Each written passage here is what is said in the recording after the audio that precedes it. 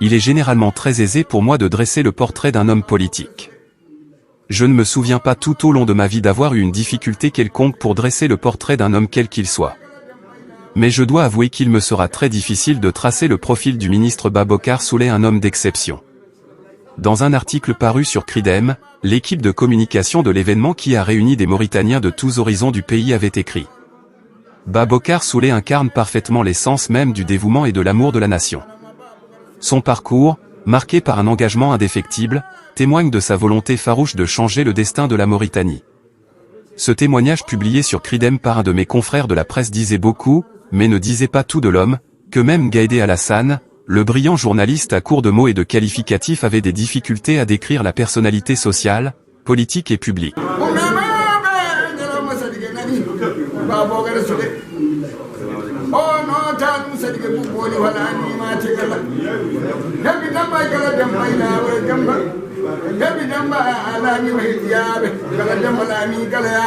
Originaire de Bagodine, cette ville merveilleuse qui avait accueilli le 23 février 2025 la Mauritanie dans toute sa diversité politique et géopolitique pour lui rendre hommage, Babocar Souleye a été récompensé par cette présence multicolore dans sa ville natale de cette Mauritanie plurielle qui se cherchait depuis des décennies et qui, surtout, se cherchait depuis les douloureux événements de 1989.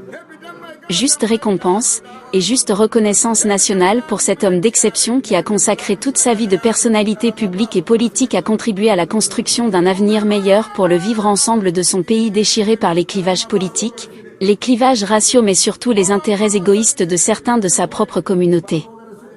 L'attachement de Babocar Soulé pour la construction d'une Mauritanie unie autour des valeurs sociales et humanitaires solides dont elle est déficitaire, a fait de lui, l'un des plus solides piliers du socle de l'unité nationale.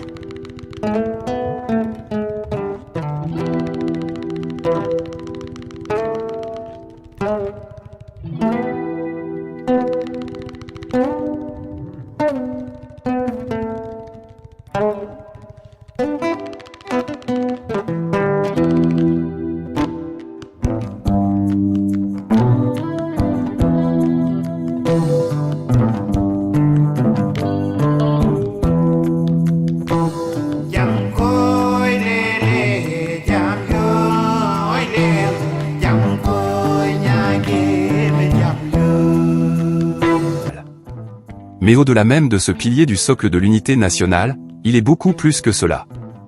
Babocar Soulé est le seul socle de l'unité nationale qui s'est sacrifié et qui a sacrifié tous ses talents politiques et tout son savoir-faire social et humanitaire pour lutter contre la division au sein des différentes composantes du pays et pour faire obstacle à toutes les formes de haine et de violence prônées par certains. Je dois donc avouer, que comme mon aîné Ngaïdé Alassane, il est très difficile pour moi de dresser le portrait d'un homme, auquel pourtant, je suis lié d'amitié et de fraternité depuis mon enfance, les années 66, dans ma ville natale Ayoun El Atrous, où il avait fait de brillantes études tout au long de son cycle secondaire.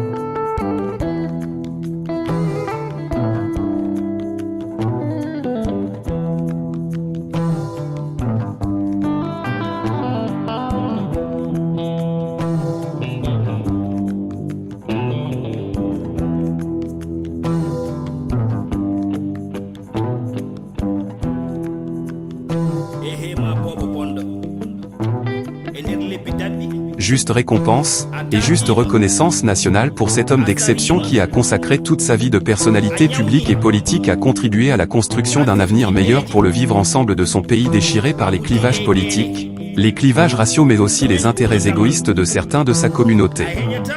L'attachement de Babocar Soulé pour la construction d'une Mauritanie unie autour des valeurs sociales et humanitaires solides dont elle est déficitaire a fait de lui, l'un des plus solides piliers du socle de l'unité nationale. Mais au-delà même de ce pilier du socle de l'unité nationale, il est beaucoup plus que cela. Babocar Soulé est le seul socle de l'unité nationale qui s'est sacrifié et qui a sacrifié tous ses talents politiques et tout son savoir-faire social et humanitaire pour lutter contre la division au sein des différentes composantes du pays et pour faire obstacle à toutes les formes de haine et de violence prônées par certains.